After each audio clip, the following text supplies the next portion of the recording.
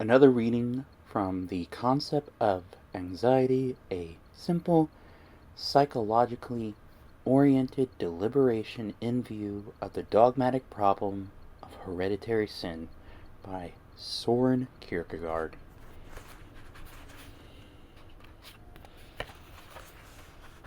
So here's the introduction. Introduction.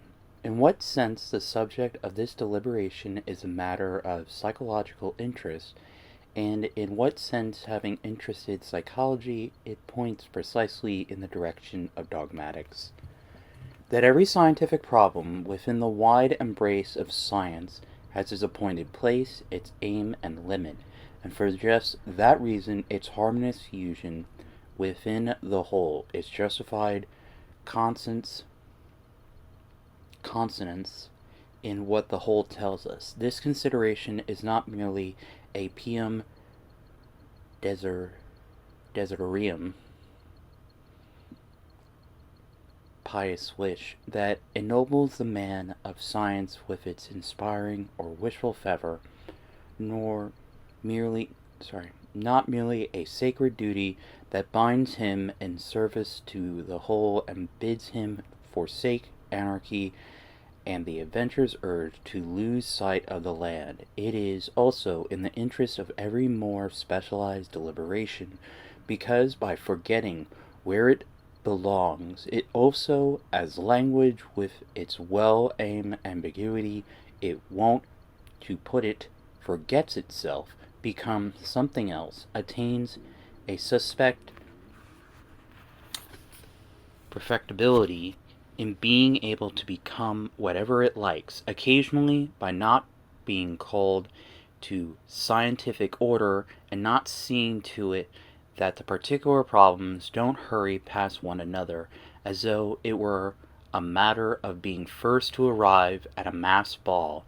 One may achieve a certain brilliance, sometimes cause amazement, though having through already grasped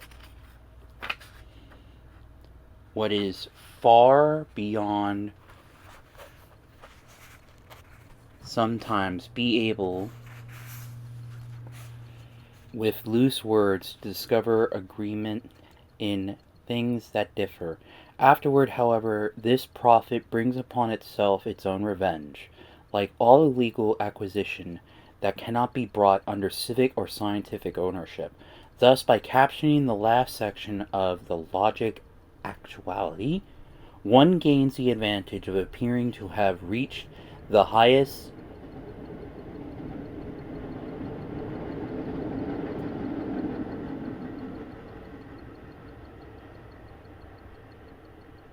or, if you prefer, the lowest through logic.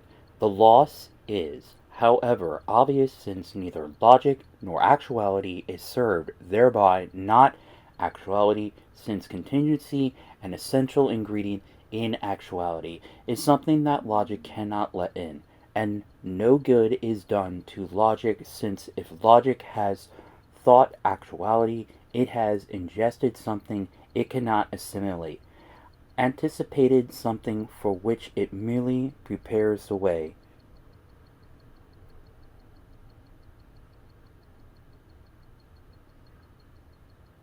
Paradis ponere. The penalty is clear. Every deliberation about what is actual is held back, yes, and perhaps for some time made impossible, since the word actuality must first be given time to, as it were, come to its senses, time to forget the mistake. Similarity in dogmatics, to call faith the immediate with no more precise definition, gives one advantage of convincing everyone of necessity of not stopping with faith. Yes, gains one even the concession of the orthodox on this point, since perhaps the later fails to see through misunderstanding straight away that it is not due what comes later, but to this. Okay, that's straight up Greek. I don't know how to read it. It translates to basic era. There is no mistaking the loss, since faith loses through being deprived of what is lawfully its own, its historical presupposition.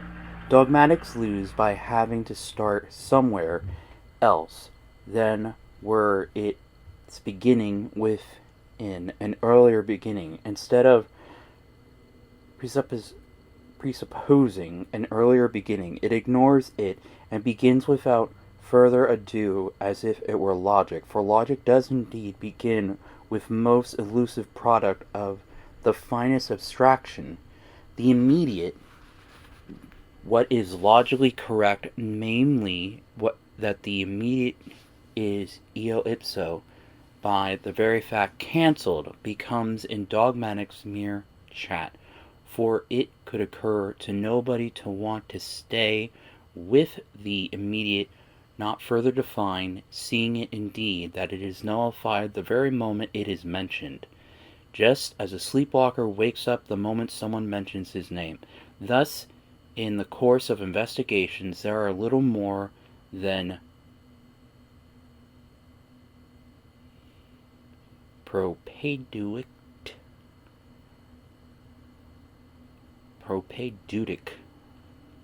One sometimes finds the word reconciliation used to designate speculative knowledge or the identity of the knowing subject and the thing known, the subject, objective, etc.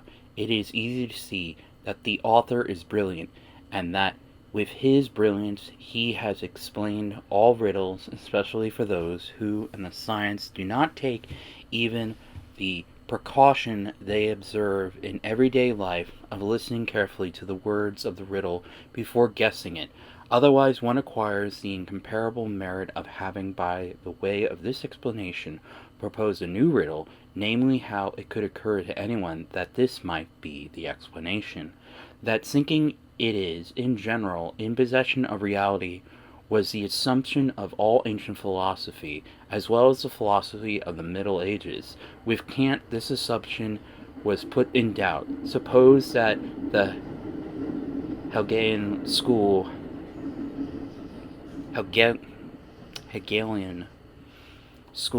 had really thought through Kant's skepticism, though this may always remain a big question in spite of Hegel and his school, with the help of the catchphrase method and manifestation, have done to hide the shelling owned to more revealingly with catchphrase intellectual institution or construction. Intellectual, intuition, and construction, namely that it was a new point of departure and had reconstructed the earlier view in a higher form in which thought does not possess reality on the strength of presupposition. Is then this reality that is consciously brought about by thinking a reconciliation. Philosophy is simply brought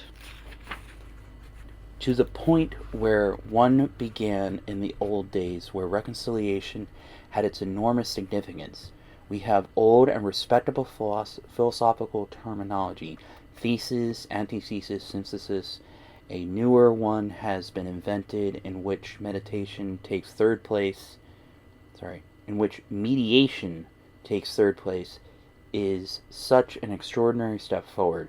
Mediation is equivocal, for it suggests simultaneously that the relation that holds between the two terms and also the result of the relation that in which they relate to each other as the terms that have come into relation.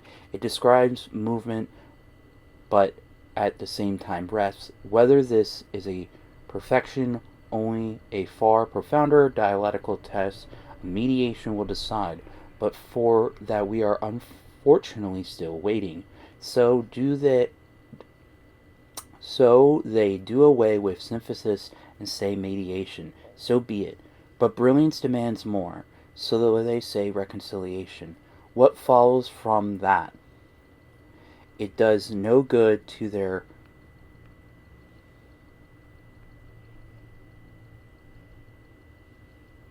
propedeutic investigations, for these naturally profit just as little as truth profits in clarity or a man's soul in blessedness through acquiring a title. On the contrary, two sciences, ethics and dogmatics, are fundamentally confused, particularly when, having had the word reconciliation brought in, they now point out that logic and the dogmatic correspond, and the logic and the proper doctrine of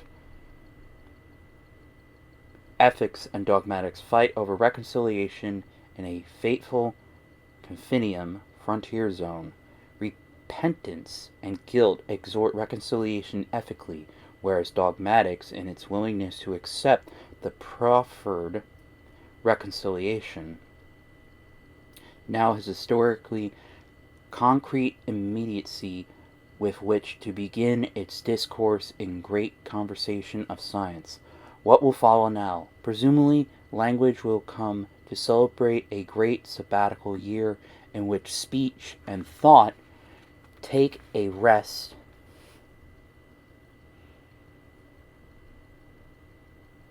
so as to begin with the beginning. In logic, the negative is used as the quickening power that brings movement into everything, and movement one must have in whatever way one can, by fair means or foul. The negative helps, and if the negative cannot, then wordplay and platitudes can, just as the negative itself has become a play on words. In logic, no movement way come about, for logic is, and everything logic simply is. And this logic impotence is logic and passing over into coming about, where human life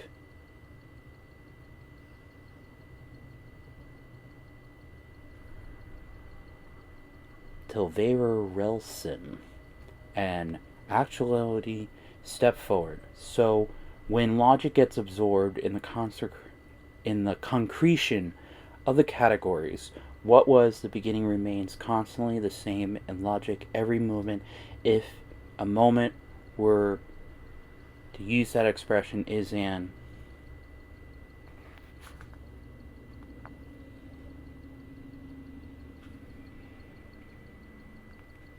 example.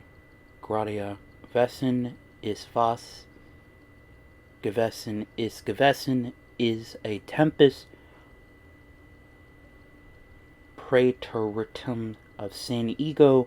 Wesen is das Aufgehoben Sein, the sin that has been, essence in what has been, in the past tense to be, ergo essence is annulled being that has been. This is a logical movement. If anyone were to take the trouble of Hegelian logic in itself, with contributions of the school, to pick out and assemble all the strange pixies and goblins who, like hirelings, helped the logical movement along, a later age would perhaps be astonished to discover that witticisms, long considered discarded, once played a great role in logic, not as incidental explanations and clever observations, but as masters of movement that made Hegel's logic a marvel and gave logical thought feet to walk on, though without anybody noticing, since amazement long cloak hid the trolley, just as Lulu, in a romantic opera where a character is transformed into a dwarf, comes running without anyone seeing the machine. Movement in logic, this is Hegel's merit, compared with which it is hardly worth mentioning the unforgettable merit that is his, and that he has turned down in order to run aimlessly, for having in manifold ways enriched the categorical definitions and their arrangement. Logic's eternal expression is what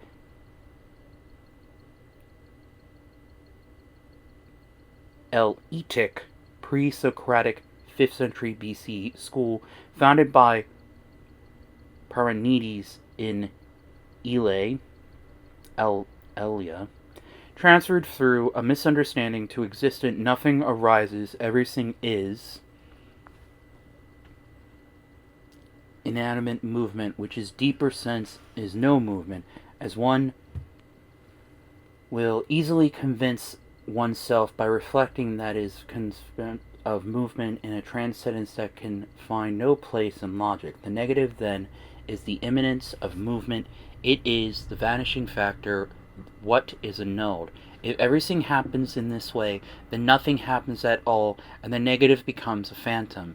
But precisely in order to get something to happen in logic, the negative becomes something more.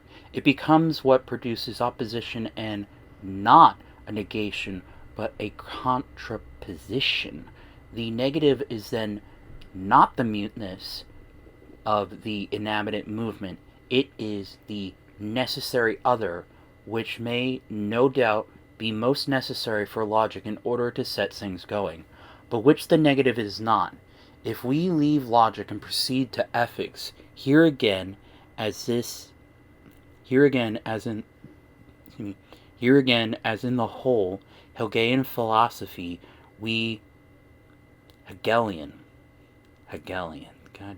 Hegelian philosophy, we find the negative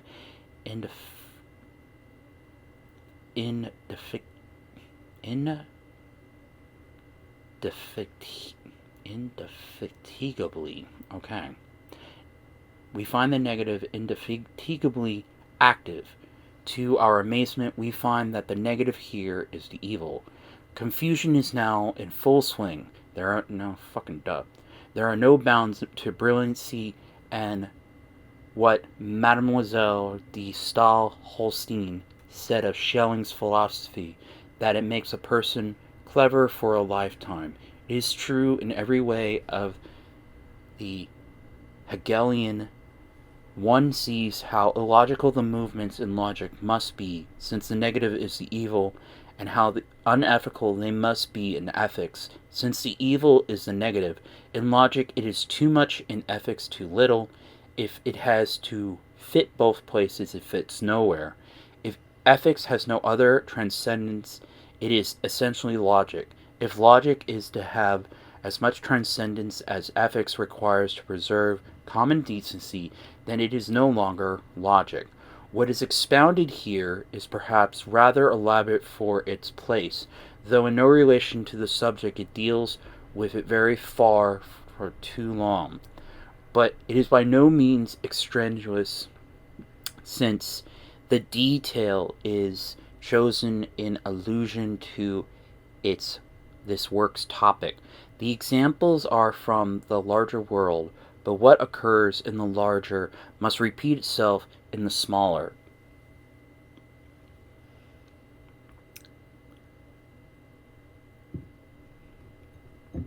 And the misunderstanding is similar, even the resulting harm is less. Who sets himself up as the writer of the system has his responsibility in the large things. But he who writes a monograph can be and ought to be trustworthy in the small.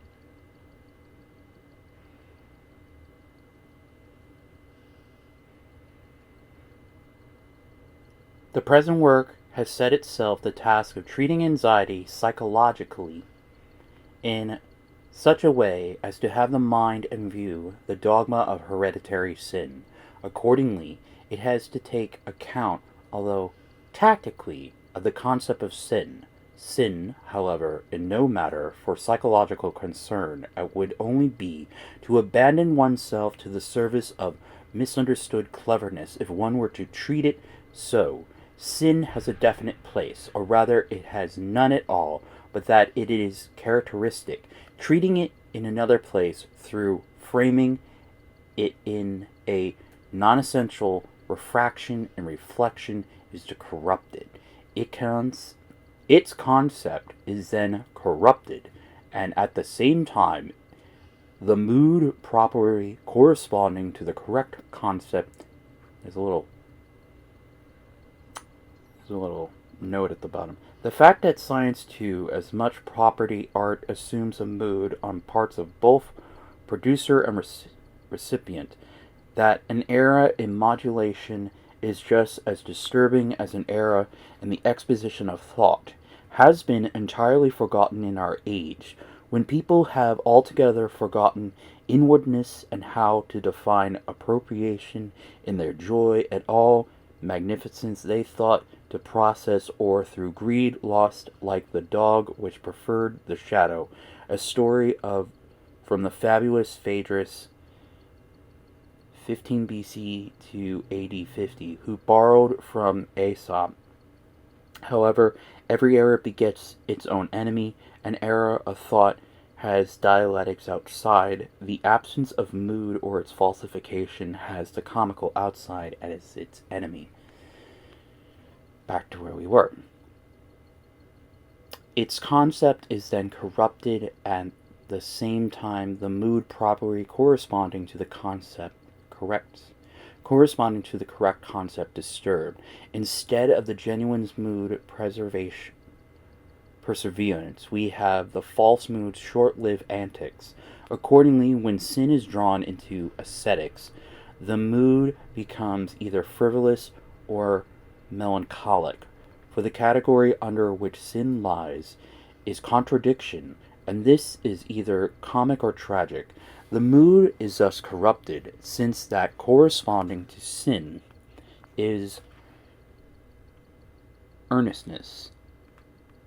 Its concept is also corrupted, for whether it becomes comic or tragic, it becomes something that subsists or something inessential that is nullified, whereas sin, according to its concept, is to be overcome. The comic and the tragic, in a deeper sense, have no enemy, but either a boogeyman to weep or a boogeyman to laugh at. That's interesting how the term boogeyman is that old. If sin is dealt with metaphysics, the mood becomes that of a dialectical parody and disinterest which weighs up sin as something that cannot stand up to thought. The concept is corrupted, for it is true indeed that sin is to be overcome, not, however, as something to which thought cannot give life, but as that which is there, and as such each person's concerned. If sin is dealt with psychology, the mood becomes that of persistent observer, of the dauntless spy, not of the victorious flight of earnest out of it. The concept becomes another one, for sin becomes a state, but sin is no state. Its idea is that the continually nullifying of its concept. As a state, the potentially it is not, whereas the actu or inactu actually it is. And it's again and again. The mood of psychology would be antipathetic curiosity, but the right mood is earnest, stout-hearted resistance. Psychology's own mood is the anxiety of finding out, and its anxiety it delineates sin while being alarmed again and again by the sketch itself produced. When dealt with in this way, sin becomes the stronger, for properly speaking, psychology relates to it in a feminine way. There is certainly an element of truth in this state of mind, and it no doubt emerges more or less in every person's life before the ethical appears. Yet with such treatment, sin does not become what it is, but a more or less. Soon as one sees the problem of sin being dealt with, from the mood it is possible straightway to see whether the concept is the right one. Whenever, for instance, sin is talked about as a sickness, an abnormality, a poison, a disharmony, the concept is being falsified. Properly speaking, sin belongs in no science. It is a theme for the sermon, where the individual talks as an individual to the individual. In our own age, scientific self-importance has fooled the priest in becoming a kind of professional deacon who also serves science and thinks preaching beneath his dignity. So no wonder preaching has come to be regarded as a very poor art. It is, however, the most difficult of all arts, and is in fact the art extolled by Socrates, that being able to converse.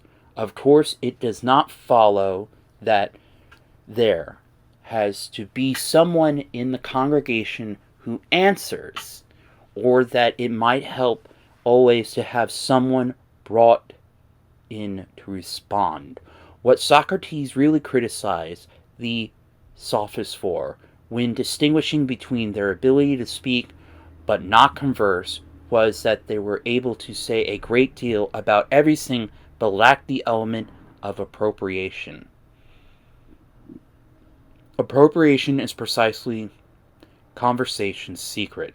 The concept of sin corresponds to the mood of earnest. The science in which sin might plausibly find a place would surely be ethics. However, there is a great difficulty here. Ethics is still an ideal science, but not only in the sense that every other science is ideal, involves forming abstract concepts. It wants to bring ideality into actuality. On the other hand, its movement is not that of raising up actuality into ideality. Another little thing at the bottom. Closer consideration of this provides ample opportunity to realize how brilliant it was to caption the last section of logic, actuality. Seeing that not even ethics gets that far, the actuality with the logic ends means therefore in regard to actuality no more than being with it begins. Ethics, so back to where we were. Ethics points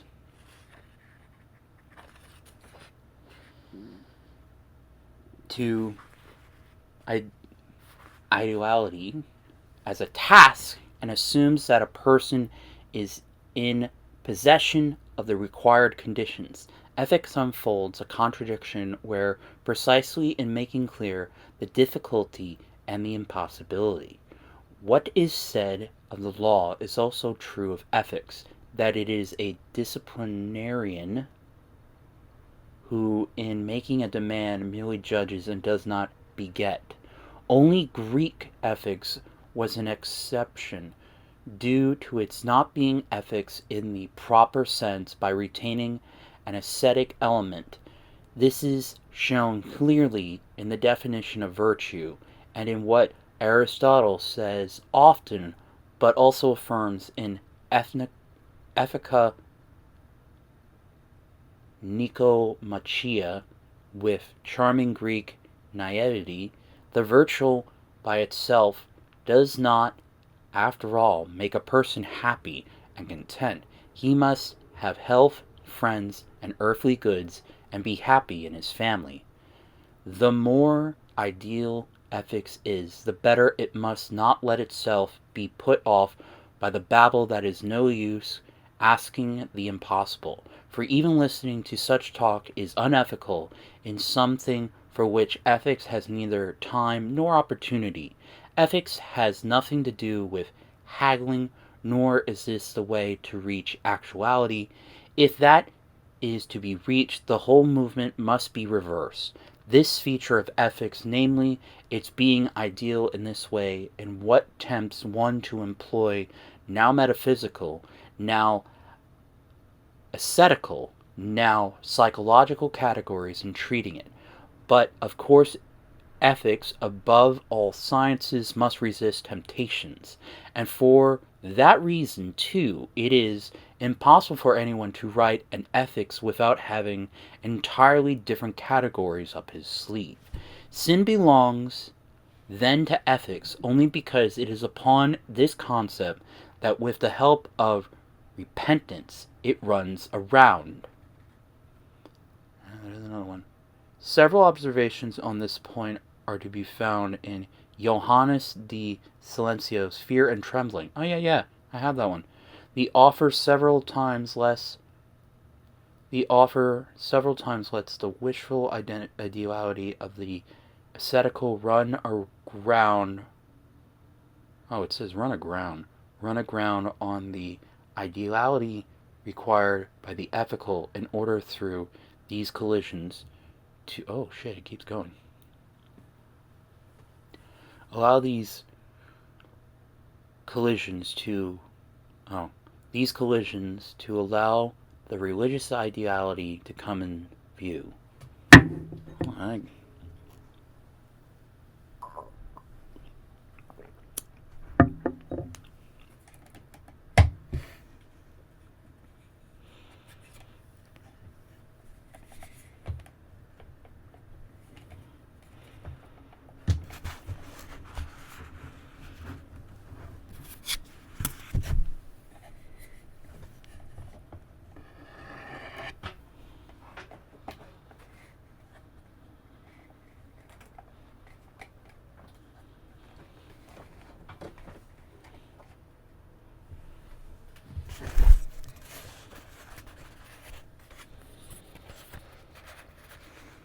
I'll start from the beginning of the little note on the text.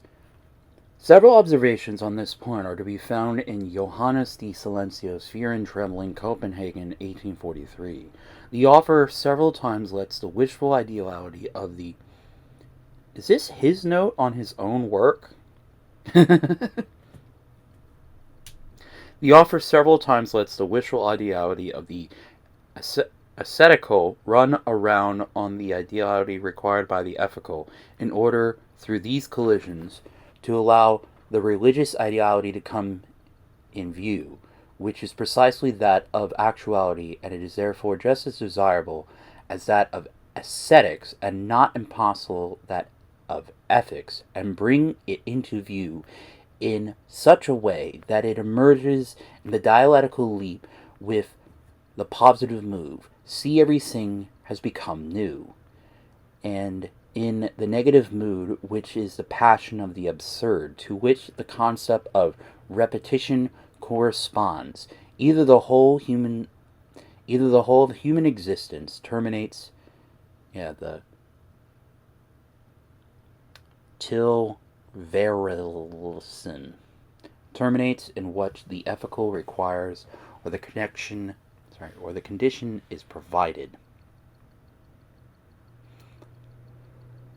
And with it, all of life existence begin afresh, not through an imminent continuity with the foregoing, which is a contradiction, but by the transcendence that separates the repetition from the first existence by the chasm, such that is only a figure of speech to say that the foregoing and the subsequent state are related to one another, as the totality of living creatures in the ocean are related to those in the air and on the land, although according to the opinion of some natural scientists, that prototype is supposed to prefigure in its imperfection everything revealed in the latter. Regarding this category, one may compare repetition by Constantine Constantius.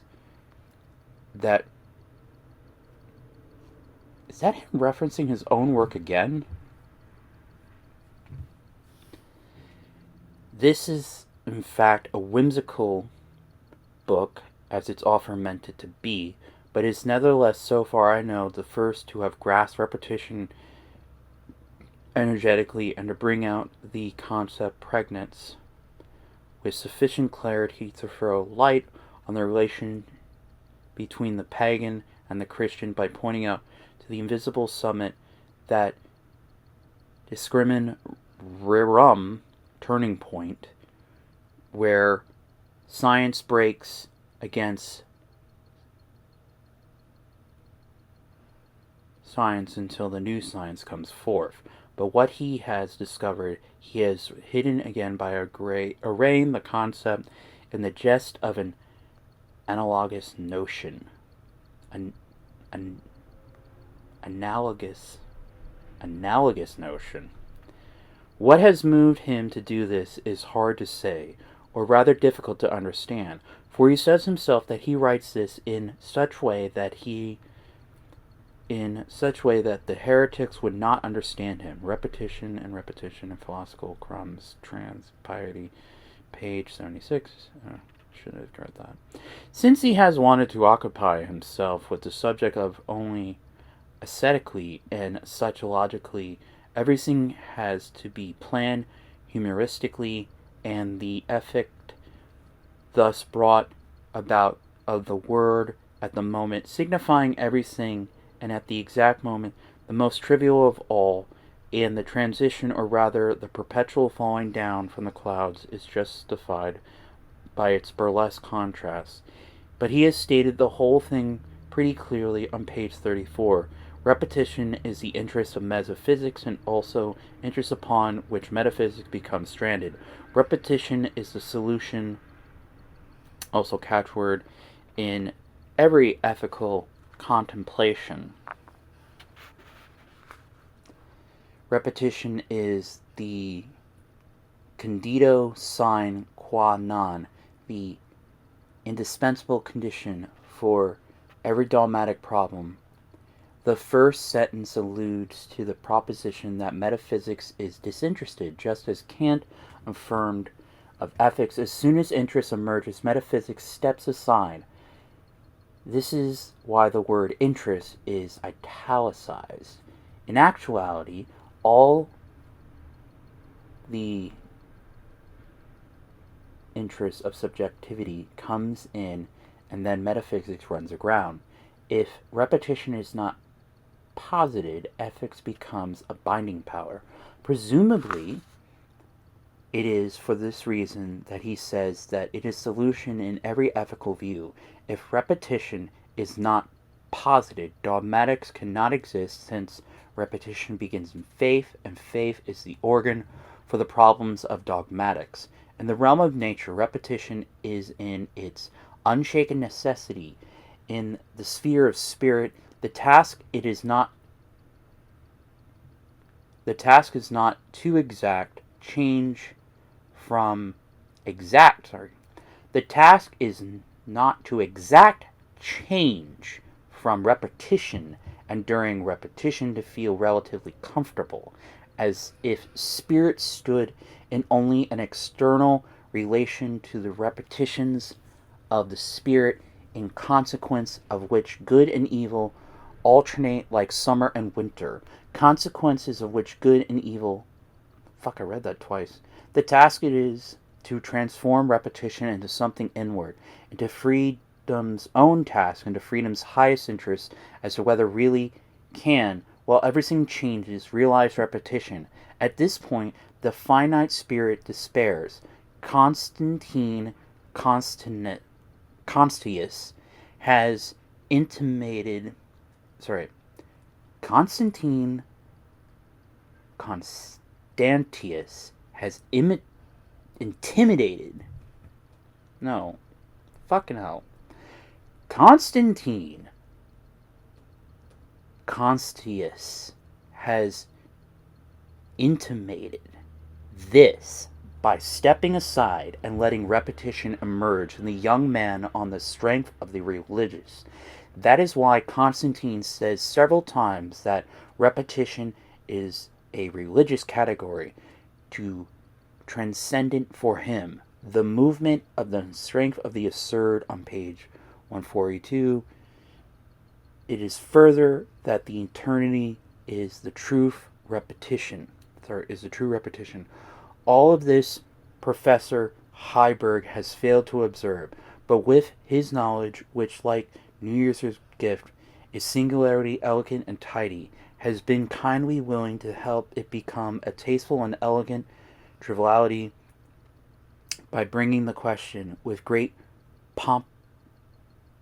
pomposity to the point where Constantine begins to bring it to where to recall a recent book the ascetic writer Either Or had brought into crop had brought it in crop rotation. If Constantine should really feel flattered to savor the rare honor that brings him into an undeniably elect company in this way, then to my way of thinking, since it was he who wrote the book, he must have become, as one says, raving mad. If, on the other hand, an author like him who writes in order to be misunderstood were to forget himself and had too little adorea, peace of mind, to account it to his credit that Professor Heiberg had not understood him, then against he must be raving mad. This I have no need to fear, for the fact that to now, he has not replied to Professor Heiberg indicates sufficiently that he has understood himself. Includes sin to ideality is at an end. The more it remains, it is in its ideality without ever becoming inhuman enough to lose sight of actuality, but in correspondence with it being willing to submit itself as a task for everyone is such a way to make each person the true human being. For the whole being, the human being, in an eminent sense, the more it intensifies the difficulty.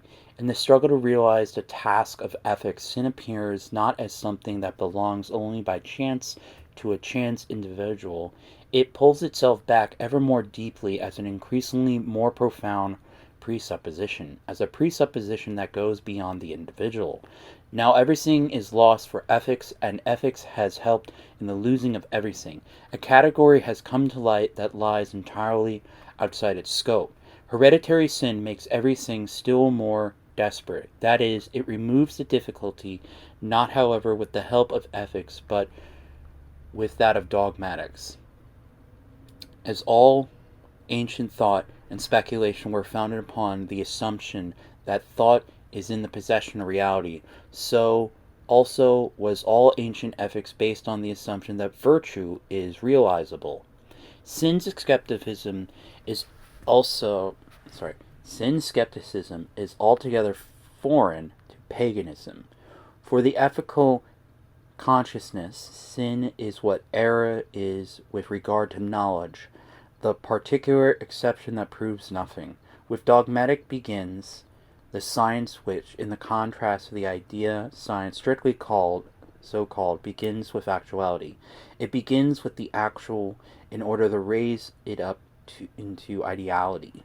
It does not deny the presence of sin. On the contrary, it assumes and explains it by presupposing hereditary sin. However, since dogmatics is very seldom dealt with within its purity, hereditary sin will often be found to have been brought within its bounds in a way that prevents the heterogeneous primitivity of dogmatics from leaking to the eye and obscures that impression, as also happens when one finds in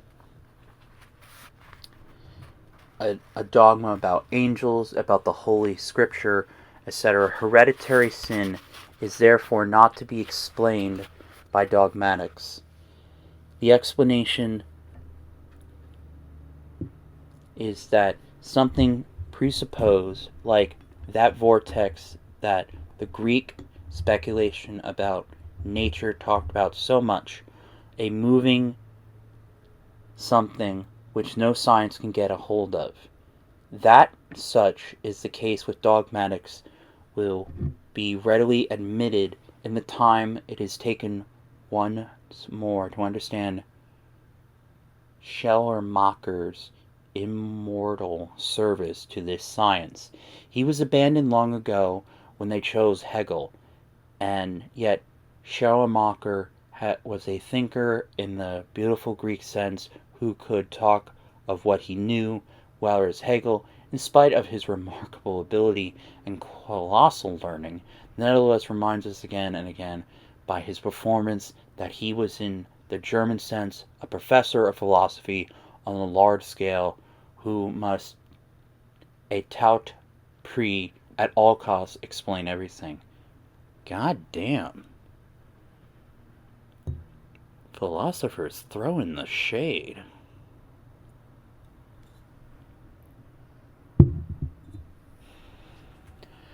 The new science begins with dogmatics in the same way that science of an immanent begins with metaphysics. Here, ethics finds its place as the science that has the dogmatic consciousness of actuality, a task for actuality. The ethics does not ignore sin, and its ideality consists not in making demands ideally, but in a penetrating consciousness of actuality, of the actuality of sin, yet not, be it noted, with metaphysical responsibility or psychological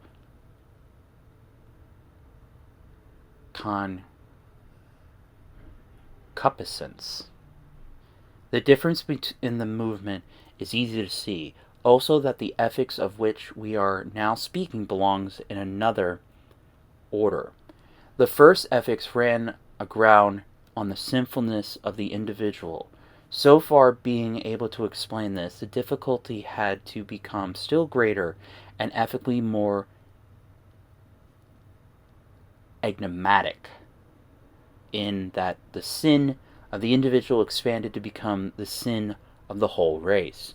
Now came dogmatics and led to hand with hereditary sin.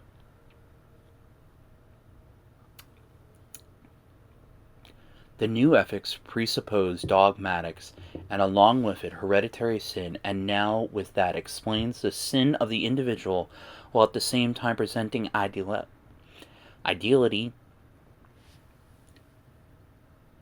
as a task, and how ever by the moment downward from above, but upward from below.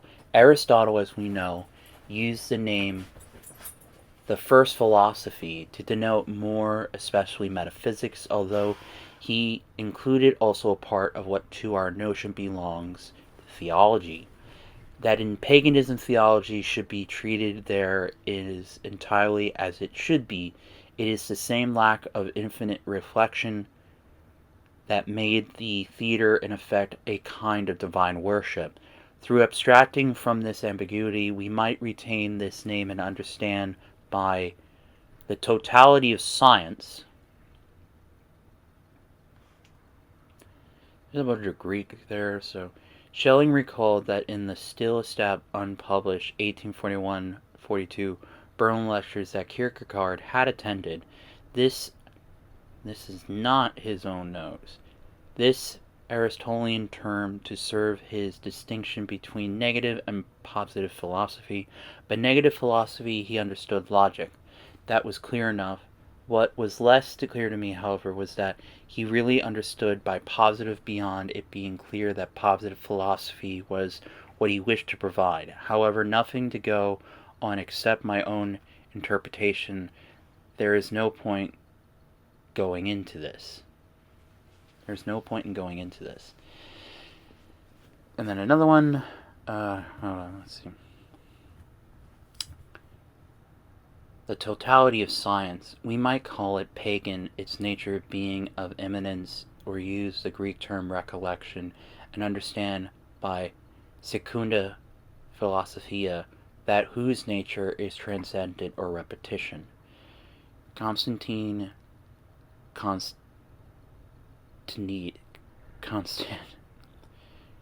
Constantius has reminded us of this by pointing out that the immanence runs aground upon interest. It is only with this concept that actuality comes generally into view. The concept of sin does not then properly belong in any science.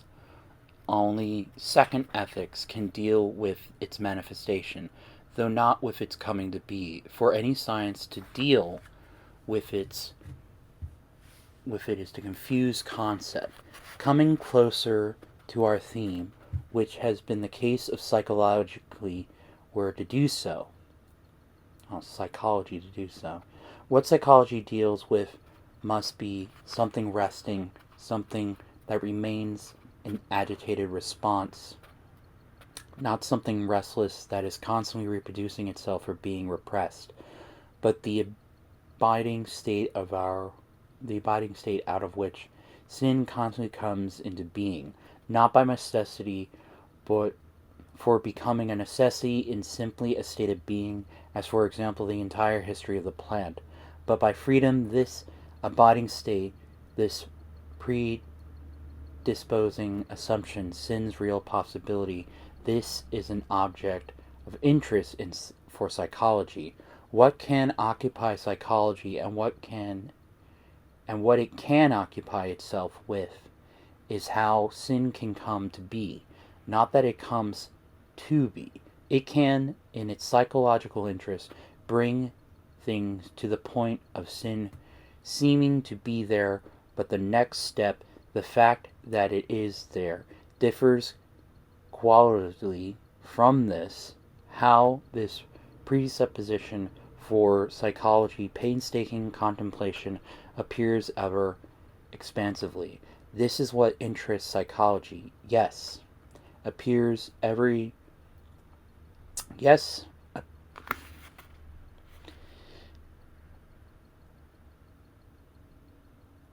yes, psychology wants as if to abandon itself to the illusion that sin is there. But this later illusion is psychology's impotence and shows that it has served its turn. The human nature must be constituted as to make sin possible is, psychologically speaking, quite true. But to want to have this possibility of sin become its actuality is upsetting for ethics, and to dogmatics it sounds like blasphemy. For freedom is never possible as soon as it is actual, the same sense which earlier philosophy has said that if God's existence is possible, then it is necessary. As soon as sin is actually posited, ethics is on the spot and now follows every step it takes. How it came into being does not concern ethics, except insofar it is certain that sin came into this world as sin, but still less than any concern with the genesis of sin is ethics concerned with the still life of its possibility. If one now asks more specifically in what sense and to what extent psychologically pursues if one now asks more specifically in what sense and to what extent psychology pursues its object of observation, it is clear from the foregoing as in itself that every observation of the actuality of sin as an object of thought is irrelevant to it, and nor as object of observation does it belong to ethics. For the latter is never observing, but accusing, judging, and acting. It follows furthermore from the foregoing as is evident in itself that psychology is not concerned empirically with the actual detail assigned to it except insofar as this lies outside sin. As a science, indeed, psychology cannot have anything to do empirically with the detail assigned to it, and yet this detail may receive its scientific representation the more concrete psychology becomes in our times. This science, which is after all allowed above all others to just about intoxicate itself in the spuming manifold of life, has become as spare in its diet as ascetic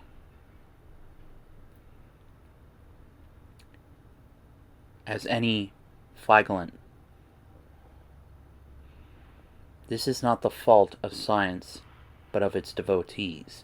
With respect to sin, however, the whole content of actuality is properly denied to it. What belongs to it is only its possibility. To ethics, of course, the possibility of sin never occurs, and ethics does not let itself to be fooled into wasting its time as such reflection. Psychology, on the other hand, loves it, and it sits sketching the contours and calculating the angles of possibility, and would no more than Archimedes let itself be disturbed. But while psychology thus delves into the possibility of sin, it is unawares in the service of another science which is only waiting for it to finish so as to begin and help psychology in obtaining the explanation. The other science is not ethics, for ethics has nothing to do at all with this possibility.